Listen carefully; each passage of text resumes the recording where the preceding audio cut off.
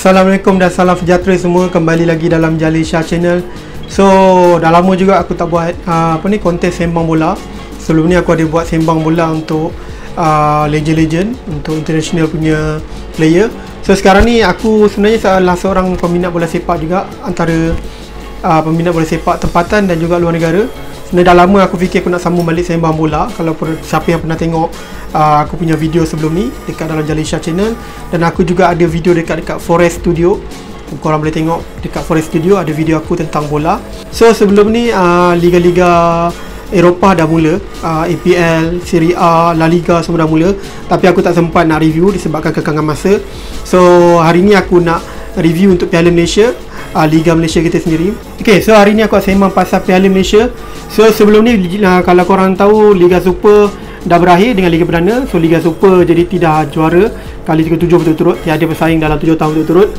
So Liga Perdana Pulau Pinang akan naik ke Liga Super pada tahun depan. So Piala Malaysia, undian telah dikeluarkan pada minggu lepas. So Jumaat ini akan berlangsung perlawanan pertama. So konsep Piala Malaysia kali ni dah berubah, tak macam sebelum ni. Sebelum ni kita kalau Piala Malaysia akan berada dalam satu grup. Maksudnya ada 4 grup biasanya kalau Piala Malaysia. So dalam satu grup tu ada 4 pasukan. So akan ada 12 pasukan. So 2 akan layak ke pusingan sukuk akhir. Tetapi untuk tahun ni format bertukar disebabkan pandemik COVID-19. So tiada lagi grup dan tak ada juga perlawanan timbal balik. So untuk tahun ni jadual dah dikeluarkan. So jadual korang boleh tengok kat belakang ni, tiada grup dah. So kalah mati. So undian dibuat melalui 2 pot 1 dan pot 2. So apa ni, daripada tak salah aku, daripada 12 pasukan ni 6 pasukan pada Liga Super dan 6 pasukan lagi gabungan antara Liga Super yang terbawah dan juga Liga Perdana. Okay, so format ni sebenarnya memendekkan proses perlawanan, sebab sebelum ni kalau contoh Piala Malaysia untuk tahun lepas ambil masa dalam sebulan ke 2 bulan untuk habis. Kalau untuk format baru ni ambil masa dalam 3 minggu untuk habis perlawanan. So kita tengok perlawanan pertama. So perlawanan pertama di antara Pulau Pinang dan Felda. So bermain di Pulau Pinang. So macam aku hari ni, aku just nak tengok jadual perlawanan dan juga aku akan predict lah pasukan mana yang akan layak ke sukuk akhir dan juga skor. Aku akan teka, ni prediction aku lah. Aku punya tekaan peribadi aku, skor aku. So kalau korang ada tekaan sendiri, korang boleh komen kat bawah. Okay, so perlawanan pertama kita tengok Pulau Pinang berlawan dengan Felda dekat Pulau Pinang, Stadium Negeri. So aku kalau untuk perlawanan pertama ni, aku rasa Pulau Pinang boleh pergi ke sukuk akhir berbanding Felda, sebab Felda sekarang pun punya masalah dah penyingkiran lagi dan juga perswastaan, dan juga ada katanya ada pasukan Yildan ni akan digantikan dengan Rakyat United lah apa semua. So benda tu mengganggu sebenarnya untuk aku. Aku rasa Pulau Pinang akan layak. Skor untuk game ni aku rasa mungkin 2-0. Pulau Pinang akan layak ke sukuk akhir. So game kedua, UiTM menentang Kelantan. UiTM dengan Kelantan, kalau bagi aku perlawanan ni agak sengit. Mungkin boleh jadi draw, dan cuma bezanya Kelantan sekarang dah ada rebrand baru dan dah ada owner baru. So mungkin bagi aku lah, Kelantan akan layak ke pusingan sukuk akhir. Mungkin akan bertemu dengan Pulau Pinang, walaupun bermain dekat tempat lawan. Ini pandangan aku lah. Nanti kalau korang ada pandangan korang boleh letak di komen dekat bawah lah. Aku rasa Pulau Pinang dan Kelantan akan layak ke sukuk akhir lah untuk game 2 ni. Okay, so kita pergi ke sukuk akhir yang seterusnya. Kita pergi ke perlawanan seterusnya antara Johor JDT dan juga Kuching FA. So ramai pertikaikan tentang perlawanan antara JDT dan juga Kuching FA. Walaupun bagi aku mungkin akan jadi sengit walaupun main dekat Lakin. Kuching FA mesti akan gunakan peluang ni sebaik mungkin lah untuk menentang JDT. Walaupun JDT untuk game ni diorang akan menggunakan pasukan yang aku rasa yang terkuat lah untuk kali. Sebab perlawanan ni antara perlawanan terakhir sebelum diorang berangkat ke Qatar untuk untuk AFC Championship. So aku rasa mungkin Benjamin Mora akan turunkan barisan-barisan yang terkuat lah untuk pasukan JDT. So aku predict mungkin JDT akan layak ke skor akhir, mungkin skor 3-1. Terus itu aku punya ni lah, aku punya predict lah. So akan bertemu dengan Kuala Lumpur dah layak automatik ke posisi skor akhir, mungkin akan berlawan dengan antara JDT dan juga Kuching FA.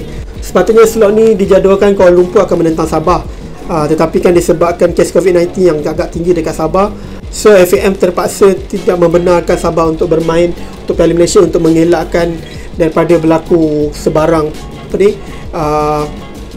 risiko lah untuk Piala Malaysia tahun ni. Okay, so Kuala Lumpur automatik akan layak, dia akan bertemu antara JDT dan Kuching FA. So prediction aku untuk side ini, Pulau Pinang akan layak, akan menentang Kelantan untuk skor akhir, JDT akan menentang Kuala Lumpur untuk skor akhir. Okay, so kita pergi dekat side sebelah kanan pula untuk pusingan pertama. Okay, so pusingan pertama yang kita tengok kat atas ada Terengganu lawan PJ City.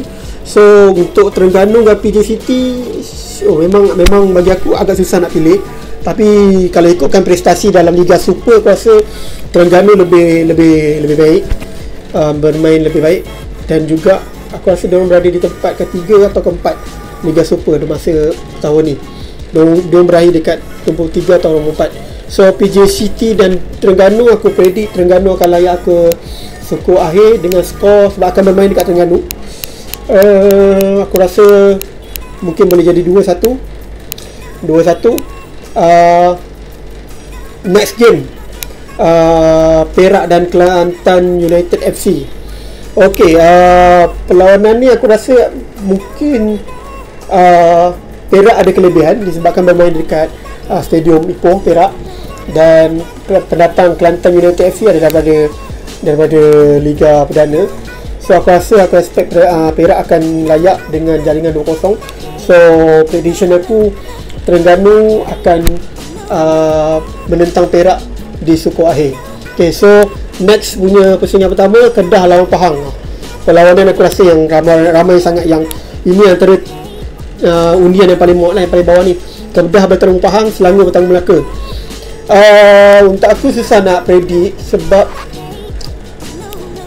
aku rasa Pahang dan Kedah, walaupun Pahang agak merosot juga tahun ni, tapi aku rasa Pahang mungkin akan layak ke skor akhir, walaupun bermain dekat Kedah.